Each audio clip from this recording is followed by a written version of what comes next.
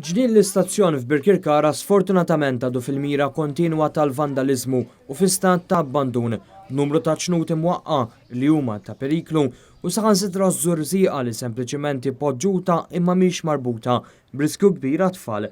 Wieħed jista' jinnota wkoll bankijiet bit-tliet saqajn għaliex tkissru u saħansitra huma mixħuta mal-art kif ukoll il-lattini pubbliċi li jinsabu magħluqa.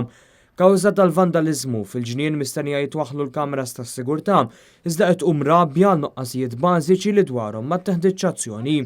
Fost l-oħrajn funtana li ma tintużax mimlija il-maqijiet u maħmuġ mimli namus, ftit passi bot minn Child Care Center b'riski kollha ta' mart li dan iġib miegħu.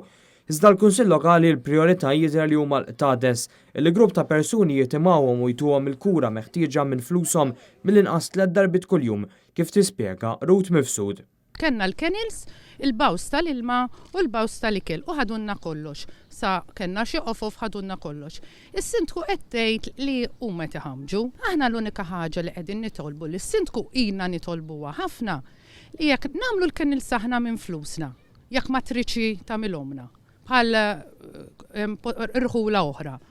U tħallihomna, u ssibinna post adattat fejn triti u tħallihomna. Tgħid li madwar 40 qattus li u oħrajn jieħdu ħsieb kienu abbandonati min-nies u li kieku ma jkunux huma dawn jispiċċaw jiġru fit-triq. Dan il-każ qajjem rabbja wkoll fost dawk kollha li jħobbu l-annimali kif jispjega Michael St. John mill-għaqda mhux governattiva Animal Protectors Malta. Birkirkara l-problema ta' ħmiġ m'għandux x'aqsam maqtates assolutament għax il-ħmiġ li hemm anke fl-istazzjon tal-ferrovija li f'garbage tan-nies ma tarax u siringi u minn kollox. Tifhem ġifieri aħna mhux se naċċettaw illi bħal kunsill ħanibda bil-kunsill ta' Birkirkara illi l-annimali jiġu trattati hekk.